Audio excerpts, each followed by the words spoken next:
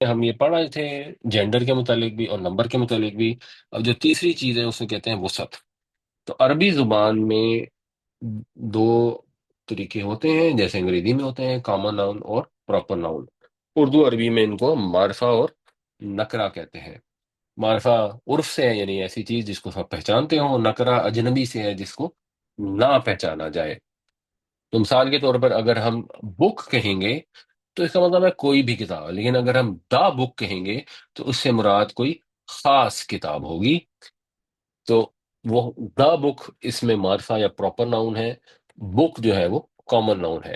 انگریزی میں اس کو اس پراپر ناؤن دا بک کو نہیں کہتے ہیں، بٹ وہ کہتے ہیں اس سے پراپر ہو گیا. ویسے وہ کسی چیز، شہر، جگہ کے نام کو کہتے ہیں. تو اس میں معرفہ کی جو اقسام ہیں عربی زبان میں اور اردو میں ویسے تقریباً سملر ہی ہوتی ہیں، وہ ہیں اس میں علم، ضمیر، اشارہ، موصول اور معرف بالنام. آج ہم ڈسکس کریں گے اس میں علم کو. اس میں علم ہے کسی خاص شخص، جگہ یا چیز کا نام. جیسے قرآن اس میں علم ہے، جہنم اس میں علم ہے، وغیرہ وغیرہ وغیرہ.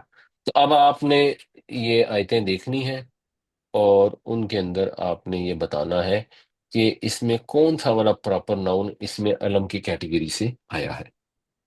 الرحمن. الرحمن اس میں علم نہیں ہے، یہ معرب بالنام ہے معرفہ لیکن معرب بالنام. اللہ. اللہ.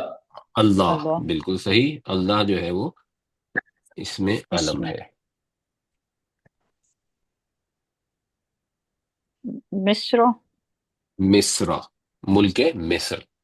اور عربی میں ایک اور مصر بھی ہوتا ہے، اس کے اوپر تنوین آتی ہے، اس کا مطلب ہوتا ہے شہر. جو تنوین کے بغیر مصر ہوتا ہے اس کا مطلب ہوتا ہے ملک مصر، ایجپٹ.